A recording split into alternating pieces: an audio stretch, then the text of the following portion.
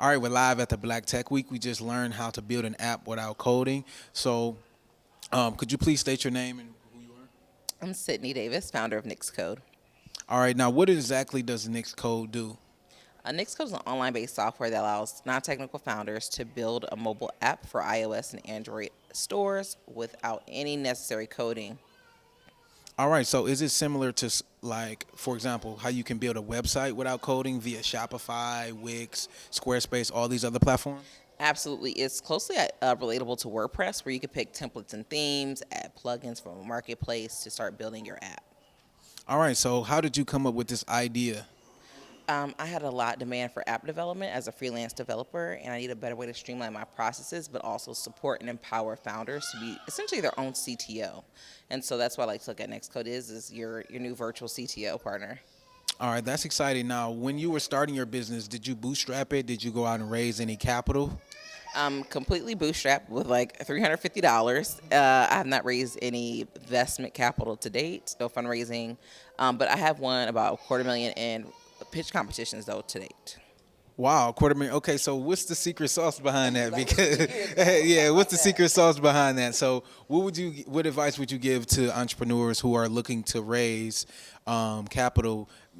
A non-traditional way, not through an investment or a loan, but through the pitch competitions that you do. Really understand your solution, have an emotional tie, tell a good story, and be scrappy, be lean. And as far as finding opportunities, I built an app on my platform called For Founders, where you can find investors and grants and pitch competitions. And there's some training and like templates for pitch decks. So if you're new to this space, help you get a better chance of kind of finding opportunities and landing some equity-free capital. All right, so I work with a lot of different entrepreneurs, influencers online, and things like that. So, why would you say it's important for them to have their own app? It's important for you to have your own app or any type of digital real estate because you want something that you have control and influence. When you're at the mercy of social media, of other people's interface, eventually they're going to monetize the internet. They're going to monetize platforms. And you own your content and you do it, but you're doing it for the benefit of others. Why not take your content? Why not take things that you're working on, your own projects, and monetize them? Build your own digital real estate. So that's my encouragement. But two, in the mobile space, people are leaning to mobile first. It's how people interact. We live on phones, have phones.